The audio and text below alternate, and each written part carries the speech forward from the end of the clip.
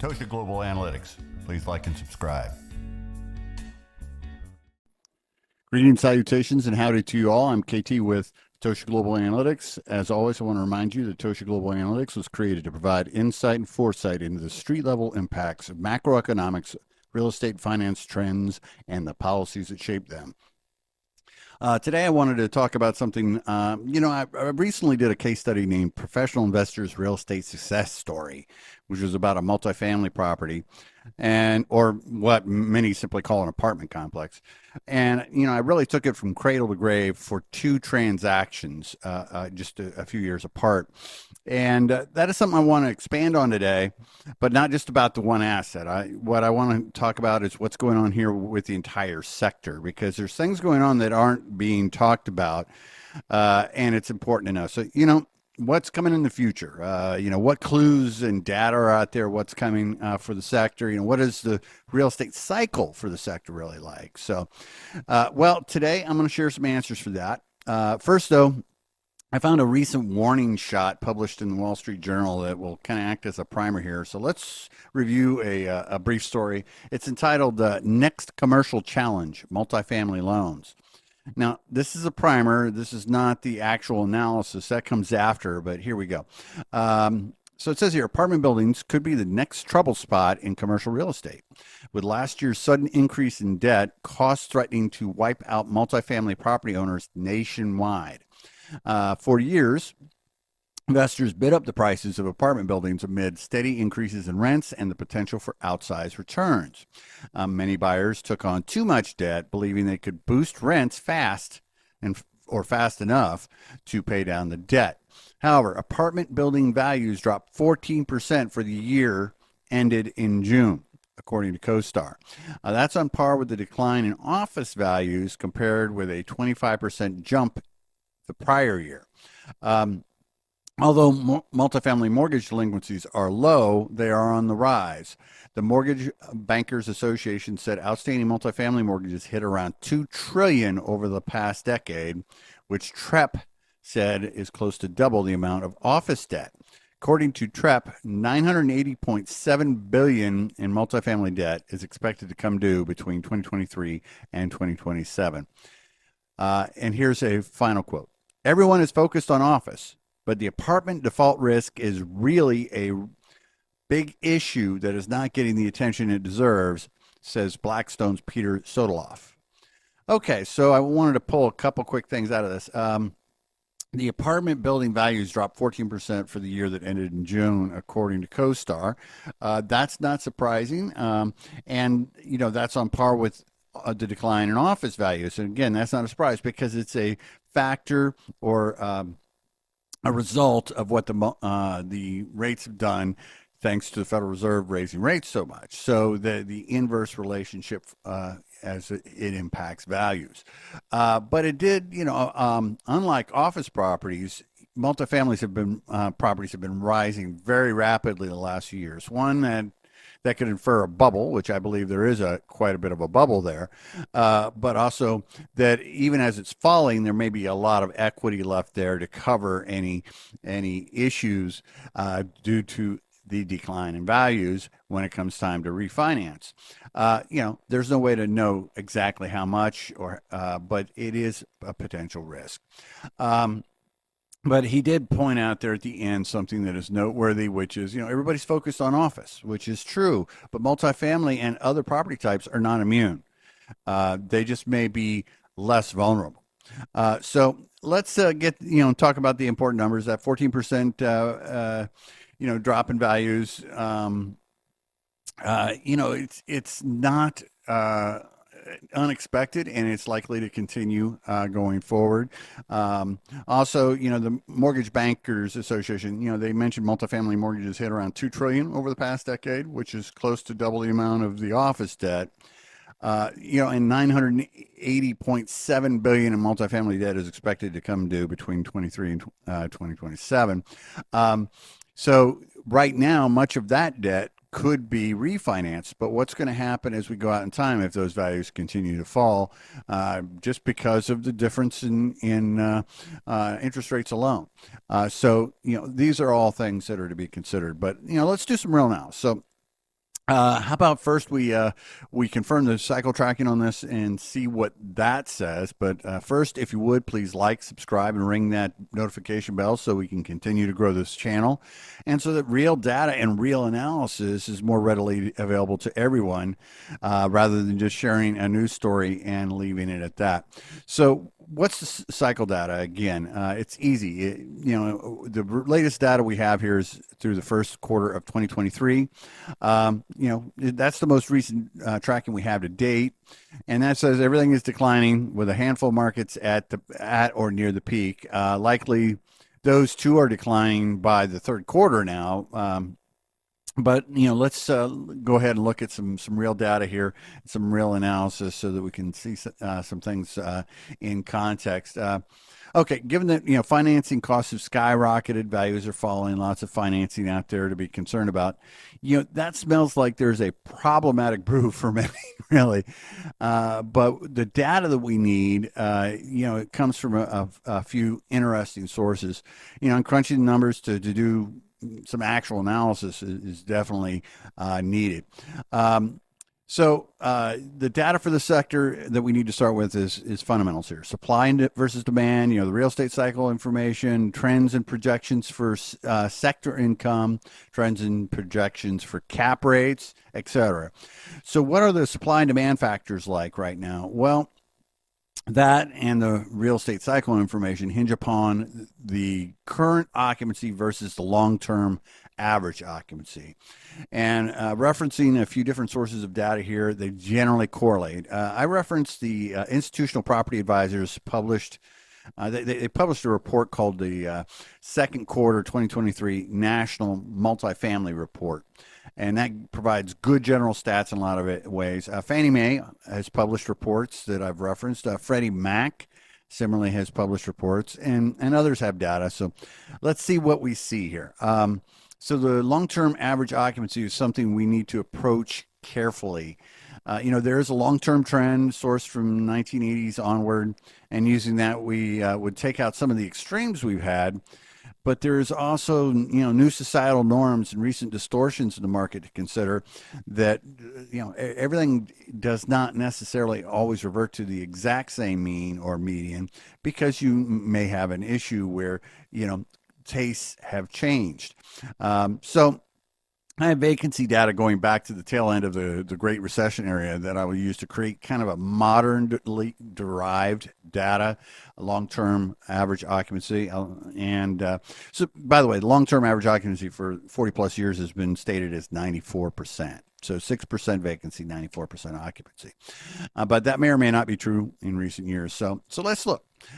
So we have some extreme impacts in the 2012, 2013 timeframe as we were exiting the Great Recession, but things seemed to normalize somewhat in 2014. Similarly, things went a bit haywire in 2020. Who can guess why that is?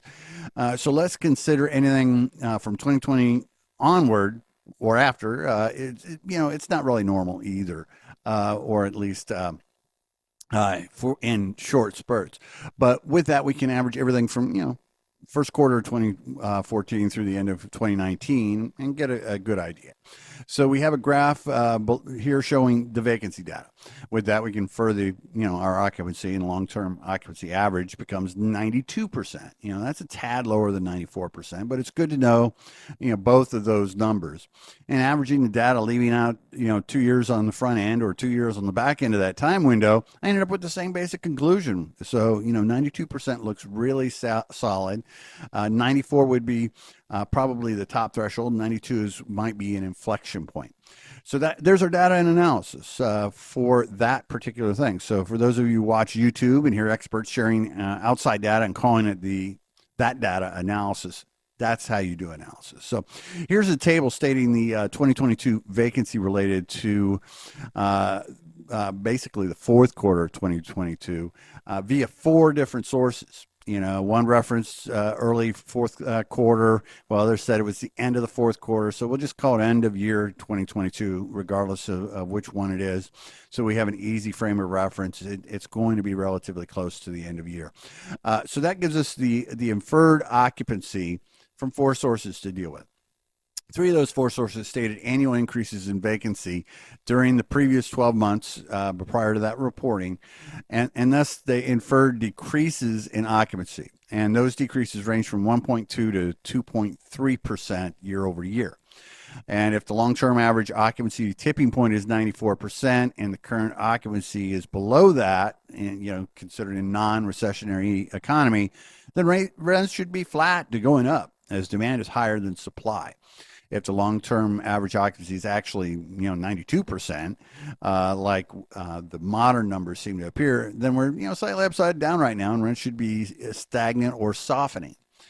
So where can we find data on that? Well, I'm going to show you. So I have a ringer for the data to reveal that. However, before I cover that, please like, subscribe, and ring the bell. So the fourth source that I found was published by Matthews Real Estate Investor Services, and they put out a report recently that provides some really germane insight. This more recent data paints a slightly more concerning picture. Let's circle back to this table with that data in mind and look at this for a moment. So we have the four forecasts showing declines in occupancy between 0.5 and 0.8% in 2023. That was their forecast, including Matthews. Well, Matthews data states that the occupancy levels have declined 0.7% just in the first half of 2023 alone. That's much faster than the 0.8% annualized rate forecast by that firm when they provided a similar report at the end of the year 2022. So extrapolating that out, that annual pace gives you 1.4% downward forecast. Now, we had three stated declines in 2022 of 1.2, 2.2, and 2.3% respectively. Guess what? Any analyst would look at that 1.2 to 2.3% rate of change and be pretty suspicious of a forecast that seems so modest after what had just happened. So what's supposed to have changed from late 2022 and into 2023 that would slow the pace of change that much? Did the market suck up all the impact of dynamic change in just a little short period? It seems dubious and unlikely to me. So the 1.4% annualized decline seems a little bit more reasonable for a year. It had a sudden change, and then it's continuing to decline, but it's not as severe. So I've created a new line item here that shows the newly revised forecast. Now that shows that the trends and that either measure the long-term occupancy average, it's likely going to be crossed nationally, which correlates with and supports the cycle tracking that I showed you earlier. So what other data is available to tell us where things are and where they're headed? So we're still in supply and demand, and we still have plenty to say about that. So here are some quotes containing data about supply and demand that I culled that I really think are important here. It says, the national supply pipeline currently boasts over 1 million multifamily rental units, representing an impressive 75% increase since 2019. Another quote, rising vacancy rates in submarkets nationwide reflect the impact of slowing demand for multifamily units and a likely near-term excess of supply. CoStar Group data has shown that absorption in Q1 2023 was only 42,000 units, way below the 5-year pre-pandemic average of 82,000.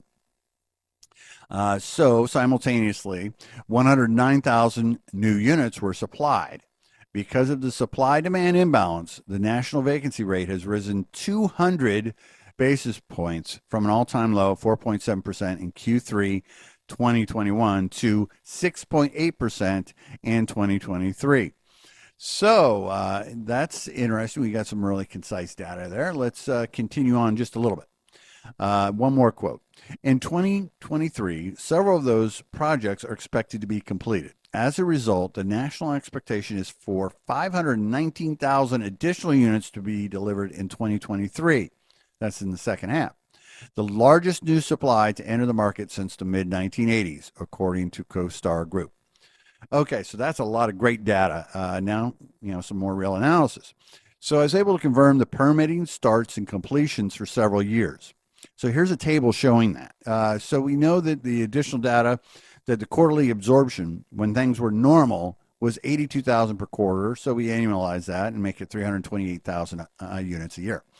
Now, I can tell you that the longer term trend for development was to grow that by about 4% annually. They were needing to really grow the number of units, but clearly, 519,000 is much more than a 4% annual growth. But anyway, so let's extrapolate out that to show what we should have for the next few years anyway. So based on that, we have a cumulative oversupply nationally of over 142,000 units. Plus, we know we have soft demand in Q1 and that we have a huge supply incoming. So the 225,000 cumulative oversupply that is forecast in 2024 is actually light because of these other factors now. So it will be more than that. Some markets will fare better than some worse, but nationally, that's really a noteworthy oversupply. So that's a concern. So is it, supply and demand, how would it show itself? Well, is it showing up in the rents? Well, let's see. Again, that Matthew report, end of year 2022, said this: national year-over-year rent growth declined by 360 basis points during the third quarter of 2022 to 3.8%. Okay, well, 3.8% is below the aggregate inflation within 2022, and it's below the longer-term preferred of 4%. So it is a little bit soft. And that growth was all within 2022 when, interest, obviously inflation was much hotter in 2022. But when that growth really happened could have been at the beginning of the year, at the end of the year, in surges, so they just happened to measure it from the beginning to the end. So what about the trends? Where are we really at? Well, here's a recent quote on that. It says, according to CoStar Group, the market is facing significant pressure on rent growth and occupancy rates, with the sixth consecutive quarter of supply surpassing absorption. Okay, so we not only have an oversupply that's been building, but we have a tremendous avalanche coming right now, and it's now softened rents nationally. And so rents are below inflation, and that's it's almost certain to stay there with the oversupply that we have or that's in the pipeline. So again, that totally matches where we're at with the cycle monitoring. So as I finish this up, I've got one more thing. Values are down. What about activity and the buyers, the number of buyers or the types of buyers? So as I have data to provide on that too, before I share it, please like, subscribe, and ring the bell. So the first thing I kind of looked at was what's the participant types? What kind of buyers are there? The second thing was the sales activity, just what's the numbers? Third, what's the cap rates doing? They're rising. I know that, but how much is the rise? And fourth, the NOI, because is income growing or shrinking? Because cap rates and NOI, that is an indicator of value. So first, here's a veiled quote per CBRE, yet another source, and very, very reliable for data. It says here, institutions have largely gone to the sidelines, taking a wait-and-see approach, with capital accumulating and ready to be deployed once conditions stabilize. Mild buyer side competition should present opportunities for active institutions. So what that means, to decipher that for you, that means they foresee losing money and they aren't risking it. That's why the money's on the sidelines. The mild buyer side competition is really a code, meaning that buyers will have to concede something to make sales happen. Sellers will have to concede something to make those sales higher. So, likely some lower pricing. So what kind of sales activity are we seeing? Again, from CBRE. A general slowdown in the transaction market, alongside private buyers accounting for a larger share of overall deal flow, is influencing sale metrics. The average cap rate on assets traded during the trailing year ending in March of 2023 rose 40 basis points to 5.1%, while the mean sale price fell roughly 5% to $196,000 per unit. Well, honestly, the 196,000 per unit, that is really something we don't need to focus on right now. In this analysis, we need to worry about the percentage, and it's fallen 5%. Again, that's nationally. Some areas will be up, some areas will be down, but it is a move. We know that it was, we have some other data there that we already know about some things as well. So, but we have to view some data on cap rates and on prices, but it's very telling. Caps are going up, mean sale prices are falling. So cap rates have increased somewhat. CBRE's actual cap rate survey, it's an annual thing, and they actually do it semi-annually. But that survey shows that they're up nationally about 1% in 12 months. And they're still trending higher.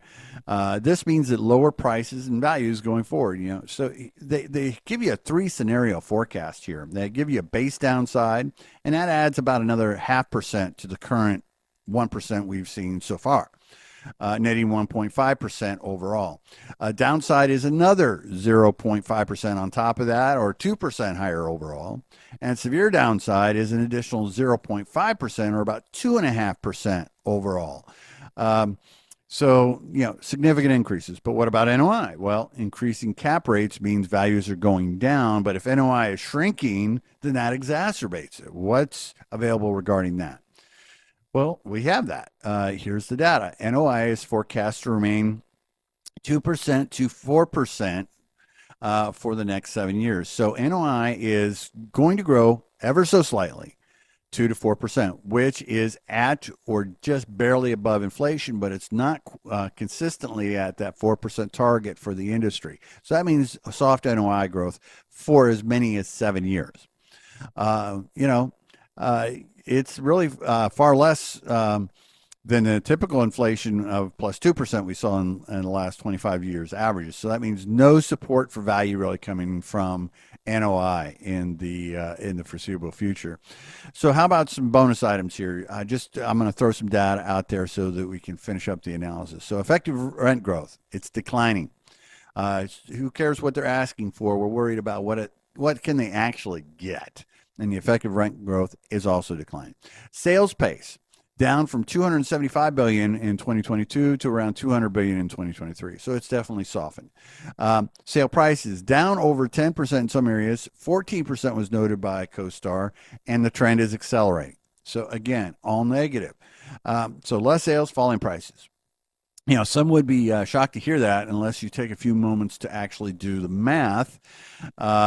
If you actually do that, it becomes very clear.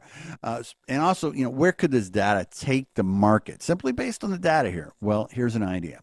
If NOI was 1.1 million in 2022, and it actually grows in this environment, say 4% per year as the common goal, and it does that. Okay, well, the additional 1% in cap rate actually knocks off 18.1% in value today on paper. CoStar noted that it was down 14%, and that trend is running, it's always a few months behind because it takes time to market properties to sell and all that. So it doesn't necessarily immediately show up in the data. So with that lag, 14% based on an 18% change on paper, yeah, that makes sense. If it keeps going like the CBRE forecast for 2024, another 0.5% drives the values down to 23%. 1% makes it a 30% cumulative drop. And their severe downside scenario equates to a 35.5% decline. That eats up all of that 25% growth in the previous year and some for years before that. So with that, kind of putting a fine point on things, yes, the Fed's actions are about to get real in real estate. It's not about just the office sector like everybody's talking about, but the multifamily sector is stealthily moving along right in its wake. And here's a little twist of the knife. There are a bunch of people calling for office space conversions into apartments when apartments are already starting to struggle too. That only make the oversupply worse for multifamily and hurt multifamily more in some areas. So, by the way, hotel or hospitality properties, they aren't doing significantly better. They may be running a little behind in the curve, but they are suffering the same problems for the same reason, which is the massive change in interest rates. So we'll see. So, wow, again, that was a long and very thorough video. And I knew it would be, and it would be involved in research and analysis. But I assure you, even the length of the video isn't truly conveying what was required behind the scenes on this one to gather the data and generate the analysis. However, since I use the data in my other businesses anyway, it really made sense to cover this. So I hope you found this one truly insightful. Please take an opportunity to like, subscribe, and ring the notification bell if you found this insightful. Also, please check out the other videos and our other resources, But again, thanks for joining us for the journey, and I will catch you in the next video. Ciao. Tosha Global Analytics was created to provide insight and foresight into the street-level impacts of macroeconomics, real estate and finance trends, and the policies that shape them. What is happening in the financial world today shows us that those of us on Main Street are in a street fight for our financial futures. In order to win this fight, we need to become truly streetwise.